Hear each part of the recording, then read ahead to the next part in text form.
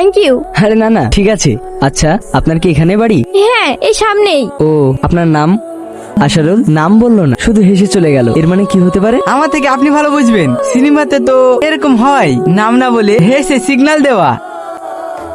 আমার হিরো ছেলে চলে এসেছে। আব্বু কেমন আছো? হ্যাঁ বাপ, ভালো আছি। কিরে, তোরা সব কেমন আছিস? হ্যাঁ, ভালো আছি। শাকিল, তাড়াতাড়ি বাজার থেকে মিষ্টি নিয়ে আয়, আমার হিরো ছেলে বাড়ি চলে এসেছে।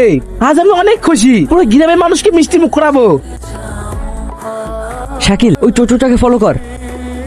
মা, তোমাকে একটা কথা বলবো। কি কথা বল?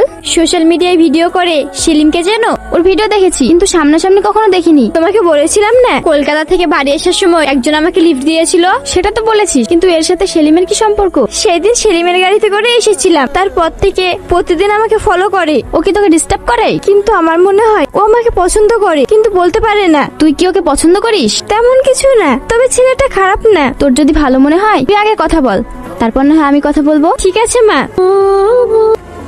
এই যে এখানে আসুন। আমাকে বলছেন? আপনাকেই বলছি, আসুন। আপনি প্রতিদিন আমাকে ফলো করেন কেন? না মানে, থাক, আর মানে করতে হবে না। সত্যিটা কি বলবেন? আমি তোমাকে ভালোবাসি। আমি তোমাকে প্রতিদিন ফলো করি শুধু তোমাকে একবার দেখার জন্য। শুধুই কি ভালোবাসেন, নাকি বিয়ে করে বউ বানাবো ভাবছেন? আমি তোমার সঙ্গে সারাটা জীবন কাটাতে চাই। কাল বিকেলে আমাদের বাড়ি আসবে, আমার মা আপনার সঙ্গে কথা বলবে। আমি মাকে বলেছি তোমার ব্যাপারে, সরি আপনার ব্যাপার। আমি তাহলে আসি। তোর মন খারাপ কেন?